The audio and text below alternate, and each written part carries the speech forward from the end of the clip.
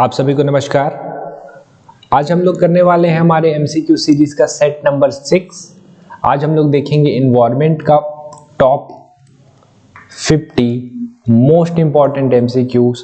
आपके आने वाले जो एसीएफ के एग्जाम के लिए आपको पता है एनवायरनमेंट से बहुत सारे क्वेश्चन आते हैं। ये बहुत इंपॉर्टेंट सेशन हो सकता है, तो आप इसको बहुत अच्छे से दीजिएगा, साथ में अटेम्प्ट करिए और लास्ट में कमेंट करके जरूर बताइएगा कि आपके कितने मार्क्स आ रहे हैं। साथ ही आपने देखा है कि सीजीपीएससी के प्री में भी एनवायरनमेंट का वेटेज बढ़ चुका है। व्यापम में भी आजकल 3 से 4 नंबर के क्वेश्चन जो है एनवायरनमेंट के आ रहे हैं। तो सेशन को पूरा अच्छे से देखिएगा और लास्ट में कमेंट करके जरूर बताइएगा कि ये सेशन आपको कैसा लगा। इस बार लेवल थोड़ा सा उससे ज्यादा बेहतर रखा गया है लास्ट के जो हमने 2 सेट किए हैं।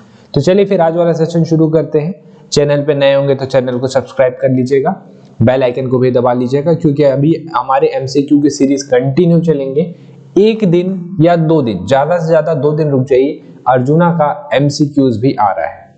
आप लोगों ने कहा था और अर्जुना का एमसीक्यूज हम लेके आ रहे हैं, तो उसके लिए आपको 1-2 दिन वेट करना पड़ेगा। 1-2 दिन में आपको देखने को मिल जाएगा। आज का हमारा सेशन शुरू करते हैं और देखते हैं आज का हमारा पहला क्वेश्चन क्या है।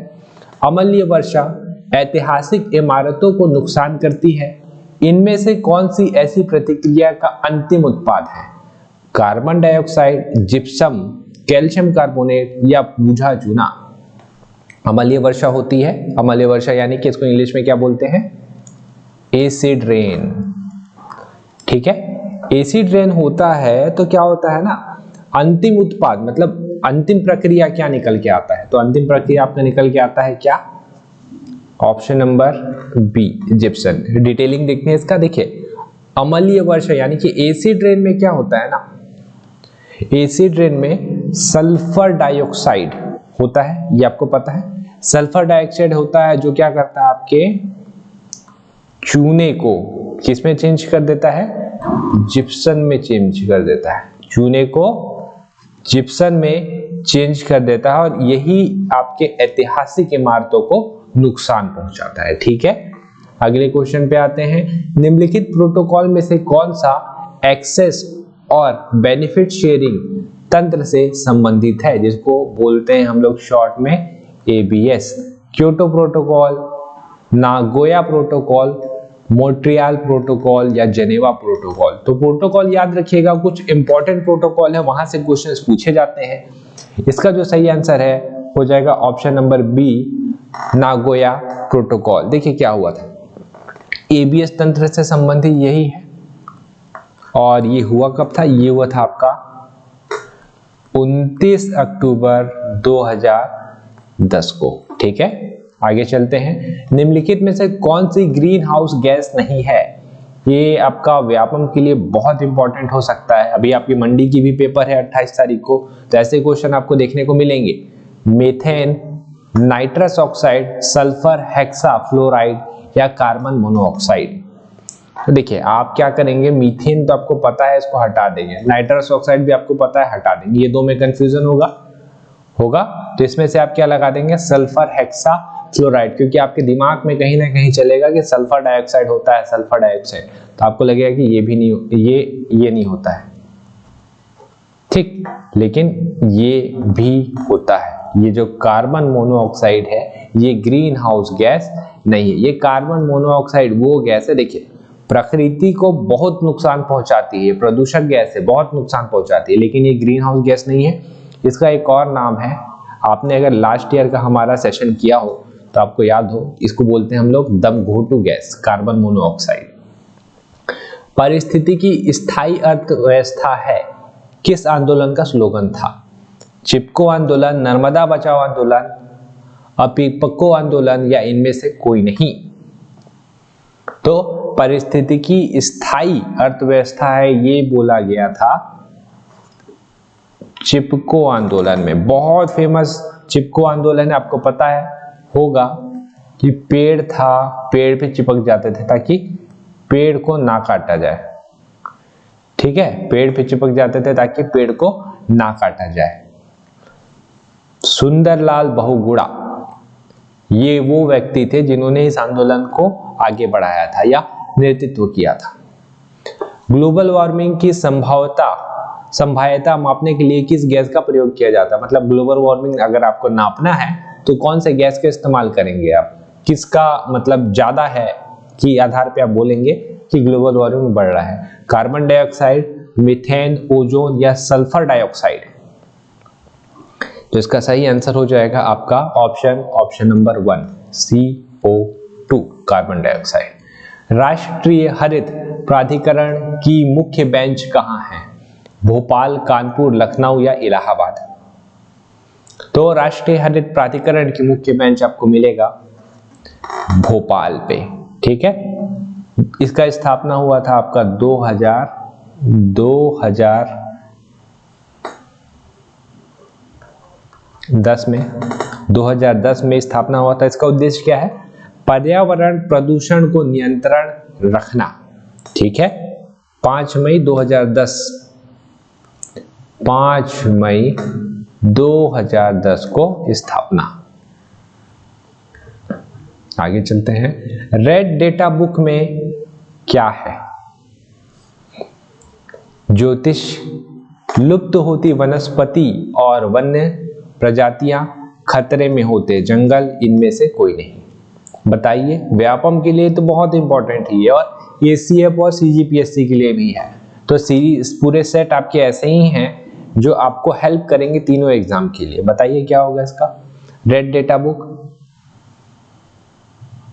इसमें आपको मिलेगा लुप्त होती वनस्पति और जीव प्रजातियां। ये डायरेक्ट ऐसे ही क्वेश्चन बनाते हैं ना कि ये रेड डेटा बुक क्या है, मतलब ऐसे पूछ देंगे आपसे लुप्त होती वनस्पति और प्रजातियां जो है कौन से कलर के बुक में लिखा जाता है या रखा जाता है? तो रेड डेटा बुक है ये, ठीक है। खतरा। रेड डेटा बुक कौन प्रकाशित करता है? United Nation Environment Programme, World Wildlife Fund, World Environment Facility या International Union for the Conservation of Nature and Nature Resources? बताइए। इसका सही आंसर हो जाएगा ऑप्शन डी। इसको आप छोटे नाम से जानते होंगे, इसको हम लोग बोलते हैं IUCN, international Union for the Conservation of Nature and natural resources, IUCN बोलते हैं इसको शॉर्ट में। 9th कूट वाले क्वेश्चन, बायो पेस्टिसाइड, मच्छर विषकारक और केमिकल फर्टिलाइजर, इनमें से पक्षियों की घटती संख्या के लिए उत्तरदायी है? बताइए कौन कौन उत्तरदायी है? 1, 2, 3, 2, 3, 4 या इनमें से कोई नहीं? तो देखिए, पेस्टिसाइड्स तो है ही, 2 होगा ही होगा, केमिकल फर्टिलाइजर्स होगा ही होगा, तो 2 और 4 कहां मिल रहा है आपको? एक ही जगह तो मिल रहा है यहां, ठीक। 2, 3, 4 इसका आंसर हो जाएगा। अगले क्वेश्चन पे आए। बुक्सा टाइगर रिजर्व किस प्रदेश में है? उड़ीसा, असम, पश्चिम बंगाल और मणिपुर? तो बुक्सा टाइगर रिजर्व आपको मिलेगा कहां पे? पश्चिम बंगाल, ठीक है। सुंदरबन टाइगर रिजर्व भी यही है, इनके बारे में तो पता ही होगा आपको। अगला, पलमाऊ टाइगर रिजर्व किस प्रदेश पे है? तमिलनाडु, पंजाब, झारखंड और हरियाणा? तो पलमाऊ मिलेगा आपको झारखंड में।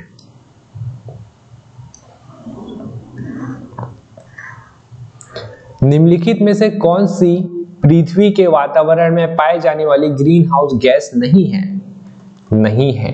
कार्बन डाइऑक्साइड, मीथेन, जल वाष्प या नाइट्रोजन ऑक्साइड? तो इसका सही आंसर है ये तो है ही, ये भी है, ये भी है, ये वाला नहीं है।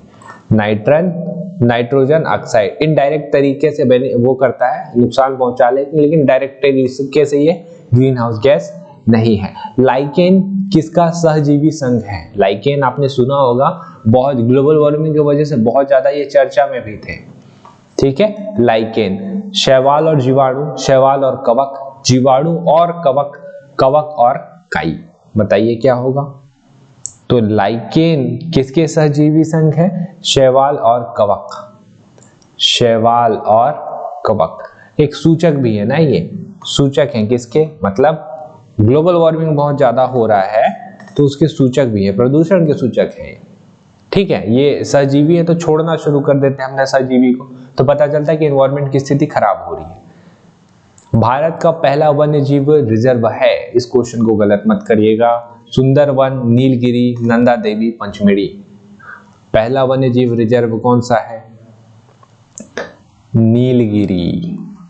ठीक है, नीलगिरी बायोस्फीयर रिजर्व भारत का पहला रिजर्व है। स्थापना कब हुई थी? 1986 पे। आपसे क्वेश्चन पूछता हूं, नीलगिरी की सबसे ऊंची चोटी कौन सी है? कमेंट करके बताइएगा। पीने के पानी में क्या मिलने से ब्लैकफुट नामक बीमारी होती है? नाइट्रेट, आर्सेनिक, पारा या केडियम? इंपॉर्टेंट है, इसको भी मैंने आपको पिछले साल कराया था इन्वायरमेंट के नोट्स में। तो इसका जो सही आंसर है ऑप्शन नंबर बी, ब्लैकफुट होता है पानी में आर्सेनिक मिलने से। ठीक है, पीने के पानी में जब आर्सेनिक की मात्रा मिलती है तो ब्लैकफुट नामक बीमारी होती है, ब्लैकफुट। ठीक, और आरसी निकोसिस इसे कहते हैं हम लोग, आरसी निकोसिस भी कहते हैं। ठीक है, केडियम मिला देंगे ना तो उससे होता है एक बीमारी, इताई इताई रोग। सुने होंगे इसके बारे में, इताई इताई इताई इताई रोग मिलेगा आपको। ठीक है, अगला, केंद्रीय प्रदूषण नियंत्रण बोर्ड द्वारा आवासीय क्षेत्र में अधिकतम ध्वनि सीमा कितनी हो सकती है? 50 डेसिबल, 55 डेसिबल, 60 डेसिबल या 65 डेसिबल? इसका सीधा सीधा आंसर है 55 डेसिबल। अगले क्वेश्चन पे आते हैं, प्रमुख बंदरगाहों में भारत की अक्षय ऊर्जा की हिस्सेदारी को कितने % तक बढ़ाने का लक्ष्य रखा गया है? बंदरगाहों में 10, 30, 50 या 60? डायरेक्ट क्वेश्चन है, इस पे एक्सप्लेनेशन की नीड नहीं है। 60%। भारतीय वन्य जीव संरक्षण अधिनियम कब लागू किया गया था? मोस्ट इंपॉर्टेंट क्वेश्चन है, बहुत बार पूछा हुआ है, याद रखिएगा। भारतीय वन्य जीव संरक्षण अधिनियम, ऑप्शन की नीड नहीं है, सी 1972। बहुत इंपॉर्टेंट है, wild life sanctuary protection act इसी टाइम पे आया हुआ था।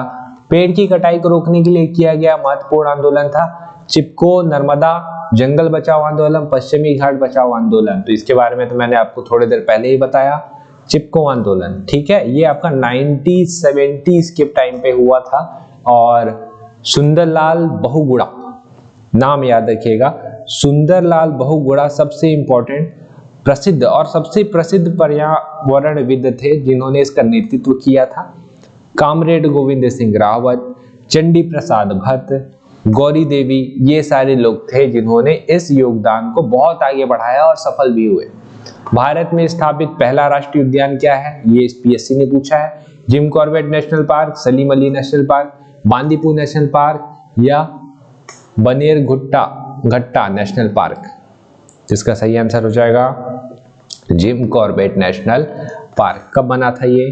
1936 में बना था और ये सबसे पुराना है, याद रखिएगा। ठीक है, पक्षियों के लिए फेमस है ये जिम कॉर्बेट नेशनल पार्क। ठीक है, एक और देता हूं मैं आपको क्वेश्चन, भीतरकनिका, आपने सुना होगा एक जगह है भीतरकनिका, शायद नेशनल पार्क ही है, कहां पे है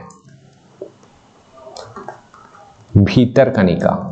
ठीक, बताइएगा इसे। मानवीय क्रियाकलापों की अनुमति होती है लेकिन मानवीय हस्तक्षेप पूर्णतः वर्जित होते हैं। राष्ट्रीय उद्यान में होता है क्या ऐसा?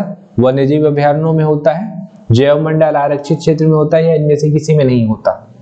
तो मानवीय क्रियाकलापों की अनुमति होती है लेकिन मानवीय हस्तक्षेप नहीं होता। ये कब होता है? ये होता है सिर्फ आपका राष्ट्रीय उद्यानों पे। ठीक है, आप वहां जा सकते हैं, घूम सकते हैं, लेकिन वहां से जाके जंगल से लकड़ी लेके नहीं आ सकते। वन्यजीव अभयारण्यों में तो आप ये कर सकते हैं, जैव मंडल में भी आप वो कर सकते हैं।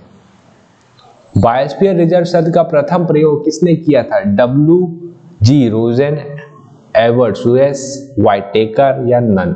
तो डायरेक्ट आंसर है, याद रखिएगा, और बहुत इंपॉर्टेंट नाम है WG रोजेन, बहुत इंपॉर्टेंट नाम है, याद रखिएगा इसे। जैव विविधता को अंग्रेजी शब्द बायोलॉजिकल डाइवर्सिटी से परिवर्तित कर बायोडाइवर्सिटी के रूप में सर्वप्रथम प्रयोग किया। बायोलॉजिकल डाइवर्सिटी से बायोडाइवर्सिटी किन्होंने बनाया होगा? जिन्होंने दिया होगा। किन्होंने दिया? WG Rosen. ठीक है, अगले क्वेश्चन पे आते हैं। पेंच, कान्हा, सतपुड़ा, पन्ना, बांधवगढ़ एवं संजय दुबरी टाइगर रिजर्व है। अभी तक आपने इसका आंसर टिक भी कर लिया होगा। ये मिलेगा आपको मध्य प्रदेश में। दुधवा एवं पीलीभीत टाइगर रिजर्व है, कहाँ मिलेगा? उत्तराखंड, उत्तर प्रदेश, हिमाचल प्रदेश या पश्चिम बंगाल? तो ये मिलेगा आपको उत्तराखंड पे, दुधवा और पीलीभीत टाइगर रिजर्व। ठीक है। नवेगांव, नागजीरा, ताड़ोबा, अंधेरी, पेंच, मेलघाट, सह्याद्री एवं बोर टाइगर रिजर्व कहाँ है? महाराष्ट्र, उत्तर प्रदेश, गुजरात या कर्नाटक? ये देखिए यहाँ से ये है आपका क्लू, सह्याद्री। अब सह्याद्री आपको पता है किस पर्वत को सह्याद्री और कहाँ बोलते हैं, अगर आपने ज्योग्राफी किया है तो? ठीक है, सह्याद्री किसको बोलते हैं? महाराष्ट्र में बोलते हैं सह्याद्री। ठीक है, तो ये कहाँ मिलेगा? ये देखिए अंधेरी भी है एक, तो महाराष्ट्र में ही है ना अंधेरी। तो राज्य देश के पर्यावरण के संरक्षण तथा संवर्धन का और वन एवं वन्य जीवों की रक्षा करने का प्रयास करेगा, ये उल्लेखित है। कौन से आर्टिकल में उल्लेखित है? इंपॉर्टेंट है। 48A, 49A, 50 या 51? संविधान वाले बताइए इसको जल्दी से। ये आपको मिलेगा 48A। राज्य पर्यावरण की रक्षा और सुधार करने तथा देश के वनों और वन्य जीवों की रक्षा करने का प्रयास करेगा, ये लिखा हुआ है 48A में। 51 इसमें क्या लिखा हुआ है? प्रत्येक नागरिक पर्यावरण की रक्षा करेंगे, 51A में। ठीक है। ग्रीन हाउस गैस उत्सर्जन को वर्ष, ठीक है, ग्रीन हाउस गैस उत्सर्जन को वर्ष 1990 के स्तर पर लाने के लिए 1990 के स्तर पर लाने के लिए बाध्यकारी समझौते के तहत लाया गया। क्या? Kyoto protocol, Nagoya protocol, Montreux protocol या इनमें से कोई नहीं? 1990 के स्तर में लेके आना है, बताइए कौन सा प्रोटोकॉल है? इसका होगा आपका answer option number A, Kyoto protocol. ठीक है, कानूनी तौर पर बाध्यकारी है, ये याद रखिएगा। ठीक है, जिसमें जितने भी राष्ट्र है ना, भाग लेने वाले जो राष्ट्र हैं, वो ग्लोबल वार्मिंग के मुद्दे से निपटने और ग्रीन हाउस गैस उत्सर्जन को कम करने के लिए प्रयास करेंगे, और बाध्यकारी है ये क्योटो प्रोटोकॉल, याद रखिएगा, बहुत इंपॉर्टेंट है। वैश्विक ऊष्मन के फलस्वरूप जिसकी बारंबारता और प्रचंडता बढ़ रही है, वो क्या है? चक्रवात, तूफान, चक्रवात तथा तूफान या इनमें से कोई नहीं? चक्रवात भी बढ़ रहा है, तूफान भी बढ़ रहा है। ठीक है, ऊष्मन मतलब ऊष्मा, मतलब ये ग्लोबल वार्मिंग होना चाहिए, इंग्लिश में इसको ग्लोबल वार्मिंग ही बोलना चाहिए। United nation framework convention on climate change, इसको बोलेंगे हम लोग, यही बोल लेते हैं UNFCC, एक अंतरराष्ट्रीय संधि है जो लागू हुई कब? 21 मार्च 1994, 22 मार्च 1994, 21 मार्च 1992 या 22 मार्च 1992? तो 4 डेट में से कोई एक डेट बताना है आपको, और इम्पोर्टेंट है इसीलिए इतने क्लोज है। तो ये लागू हुआ था आपका 21 मार्च 1994। अब है क्या, इसको समझ लेते हैं। ये 197 देश थे, ठीक है, इन्होंने आधिकारिक तौर पर इसकी पुष्टि की। 2015 में याद करिए क्लाइमेट चेंज वाला पेरिस समझौता हुआ था, जिसमें डोनाल्ड ट्रंप पीछे हट गए थे, बाद में अभी जो बाइडेन आए तो इन्होंने वापस एंट्री ली है। पेरिस समझौता जो हुआ था ना, किसके लिए हुआ था? ग्लोबल वार्मिंग और क्लाइमेट चेंज हो रहा था, उसके लिए हुआ था। तो पेरिस समझौता भी इसी संधि के तहत ही हुआ था, तो ये इतना इंपॉर्टेंट है ये। ठीक है, क्योटो 1997 में क्योटो प्रोटोकॉल हुआ था। खैर ये पेरिस समझौता याद रखिए क्योंकि ये रिसेंटली हुआ था आपका। किस देश को दुनिया में कार्बन नेगेटिव देश के रूप में जाना जाता है, वो कौन है? भूटान, नेपाल, म्यांमार या बांग्लादेश? इसका आंसर हो जाएगा आपका ऑप्शन नंबर ए, भूटान। अब ऐसा नहीं है कि भूटान क्या कार्बन उत्सर्जन नहीं करता है, करता है। 1.5 मिलियन टन कार्बन उत्सर्जन करता है, ठीक है, लेकिन 6 मिलियन टन कार्बन अवशोषित करता है। पेड़ इतने ज्यादा है ना इनके पास, कितना आप देखेंगे, मतलब लगभग 72% एरिया में पेड़ मिलेगा आपको। वैसे भी पार्ट टाइप का एरिया है पूरा, ठीक है। वह गैस जो धरती पर हानिकारक और लाभदायक दोनों है, carbon dioxide, monoxide, nitrous oxide और सल्फर ऑक्साइड, तो कार्बन मोनोऑक्साइड ये तो दम ही घोट देगा आपका। नाइट्रस ऑक्साइड, सल्फर ऑक्साइड ये आपका एसिड करवा देंगे। कार्बन डाइऑक्साइड होगा इसका सही आंसर। नुकसान तो है ही, लेकिन अगर कार्बन डाइऑक्साइड नहीं रहेगा ना तो हमारे पास जो एटमॉस्फेयर मिला हुआ है ना हमको, कि सन की रोशनी आती है एक ही जगह इकट्ठा होकर रह जाती है और वातावरण जो रहता है वो गर्म रहता है, वो कार्बन डाइऑक्साइड की वजह से ही होता है। ठीक है, तो जरूरी भी है ये। अब कितना जरूरी है अगले क्वेश्चन में देख लेते हैं। वायुमंडल के प्राकृतिक संतुलन के लिए कार्बन डाइऑक्साइड की कितना प्रतिशत जरूरी है? कार्बन डाइऑक्साइड 0.01, 0.02, 0.03 या 0.04%। ज्यादा जरूरत नहीं अपने को कार्बन डाइऑक्साइड का, अपने को 0.03% ही जरूरत है। ठीक है, प्राकृतिक संतुलन के लिए, लेकिन बहुत ज्यादा होता है। चिपको आंदोलन के जनक, इनके बारे में तो मैंने आपको बताया, सुंदरलाल बहुगुणा। ये सलीम अली देख रहे हैं नाम, रोबोट 2 देखे हैं, पक्षीराज याद आया, यही है, इन्हीं से इंस्पायर होकर पक्षीराज बनाया गया था। नर्मदा बचाओ आंदोलन के प्रमुख कौन है? वंदवा शिवा, गौरा देवी, सुनीता नारायण या मेधा पाटकर? इसके जो हैं प्रमुख वो हैं डी, मेधा पाटकर। ठीक, बहुत बड़ा आंदोलन था नर्मदा बचाओ आंदोलन भी, और इंपॉर्टेंट भी था। ठीक है, बहुत। बाबा आमटे सुने हैं, एक नाम आपने सुना होगा, बाबा आमटे, ये भी नर्मदा बचाओ आंदोलन के प्रमुख कार्यकर्ता में से एक थे।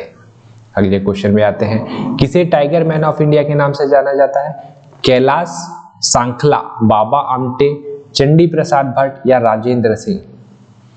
तो कैलाश सांखला। ठीक है। ओजोन परत क्षरण का सर्वप्रथम पता किसने लगाया था? Joseph Farman, W.G. रोसले, एडवर्ड सुएज या विलियम रेस? तो ओजोन परत क्षरण कौन पता लगाया था? ओजोन परत कम हो रहा है, कौन पता लगाया था? Joseph Farman. ठीक है। भारतीय वन प्रबंधन संस्था की स्थापना कहाँ की गई? भोपाल, बेंगलुरु, कोयम्बटूर या जबलपुर? तो इसकी स्थापना की गई है आपका भोपाल पे। ठीक है, भारतीय वन प्रबंधन संस्था की स्थापना कहाँ की गई है? भोपाल पे की गई। अगला, वन अनुसंधान संस्था की स्थापना कहाँ की गई है? बेंगलोर, जबलपुर, देहरादून या कोयम्बटूर?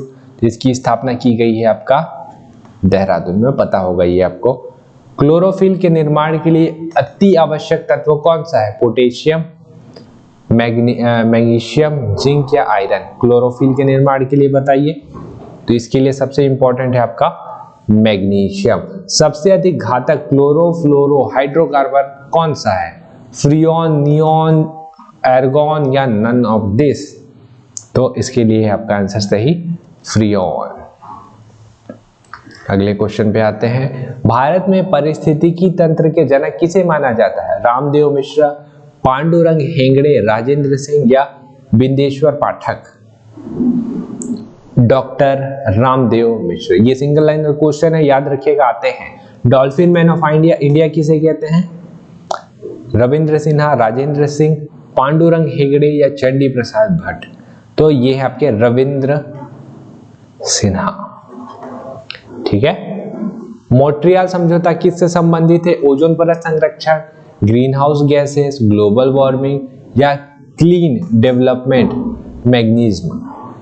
तो ये हो जाएगा ओजोन परत संरक्षण। इस वजह से याद रखिएगा इसको, मॉन्ट्रियल समझौता। लास्ट, अभी थोड़ा टाइम रुक जाइए, मैं आपको एनवायरनमेंट का एक और नोट्स मतलब कंप्लीट करवा दूंगा आपका। विश्व का सर्वाधिक ऊंचाई पर अवस्थित बाघ रिजर्व कौन सा? सबसे ज्यादा हाइट पे कौन सा बाघ रिजर्व है? नामदफा बाघ रिजर्व अरुणाचल प्रदेश, पीलीभीत बाघ रिजर्व उत्तर प्रदेश, वाल्मीकि बाघ रिजर्व बिहार या राजाजी बाघ रिजर्व उत्तराखंड? तो ये दोनों को तो हटा दीजिए।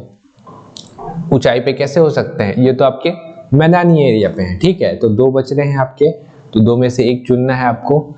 आपका आंसर नामदफा बाघ reserve Arunachal Pradesh. Montreux record Bharat के कौन से स्थल शामिल है मॉन्ट्रियक्स रिकॉर्ड में? केवलादेव घाना राष्ट्रीय उद्यान राजस्थान, लोहतक झील मणिपुर, उपरोक्त दोनों या इनमें से कोई नहीं। तो इसका सही आंसर हो जाएगा सी, उपरोक्त दोनों। राष्ट्रीय पर्यावरण अभियांत्रिकी अनुसंधान संस्थान नीरी कहाँ स्थित है? नागपुर, पुणे, भोपाल या देहरादून? बताइए। इसका सही आंसर है नागपुर। वर्ष 2015 में जलवायु परिवर्तन सम्मेलन हुआ था कोप 21, कहाँ हुआ था? पेरिस, डरबन, जोहान्सबर्ग या टोक्यो? ये आपको पता है ना, बताया था ना मैं आपको, जलवायु परिवर्तन कहाँ हुआ था? पेरिस में, पेरिस समझौता, याद करिए। धान के खेत, कौमा, कोयले का खनन, कौमा, पालतू पशु आर्द्र भूमि तथा दिमाग स्रोत है। किस चीज का स्रोत है? Carbon dioxide, carbon monoxide, methane या नाइट्रोजन? किसके स्रोत है ये स्रोत हैं आपके मीथेन के। ठीक है। 50 सेकेंड, बाघ रिजर्व कौन सा बनने जा रहा है? तो ये सबसे न्यूएस्ट है, अभी हम लोग गुरु घासीदास वाले को छोड़ देते हैं। ठीक, वो भी है ना बाघ रिजर्व बन रहा है, ये वाला न्यूएस्ट है, भी मान के चलिए। रामगढ़ विश्व Vishdhari wildlife sanctuary Rajasthan, Cotigao wildlife sanctuary Goa, कोनियो wildlife sanctuary Maharashtra, Bhimgad wildlife sanctuary Karnataka. तो चार में से कौन है?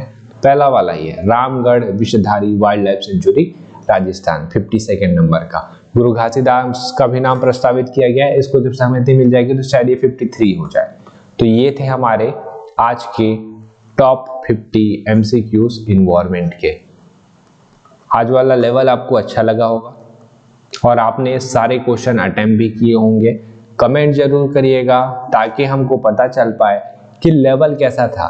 ठीक है, अगर सारे को देखें 50 में किसी का 47, 48 आ रहा है तो लेवल मतलब ज्यादा इजी टाइप का है। थोड़े से मीडियम टाइप के जा रहे हैं तो हमको समझ में आएगा कि हाँ लेवल चलिए ठीक है, और हार्ड तो रखना ही नहीं है कि हार्ड तो आता ही नहीं है उस टाइप से। ठीक है, और जितने भी व्यापम वाले हैं वो सारे लोग भी इसको दोबारा देखिएगा, क्योंकि यहाँ से भी आपके क्वेश्चन आराम से बन सकते हैं। मंडी निरीक्षक के एग्जाम सर पे है, क्वेश्चन आराम से बन सकते हैं। रिस्क मत लीजिएगा, क्वेश्चंस को दोबारा बनाइए, रिपीट करके इसको बार बार देख लीजिए। ठीक है, अब मिलते हैं कल हम लोग अगले वीडियो के साथ। तब तक पढ़ते रहिए और कोई भी डाउट होगा तो आप नीचे कमेंट में करिएगा। हम लोग कोशिश करेंगे कि उसका बहुत जल्दी ही रिप्लाई करें।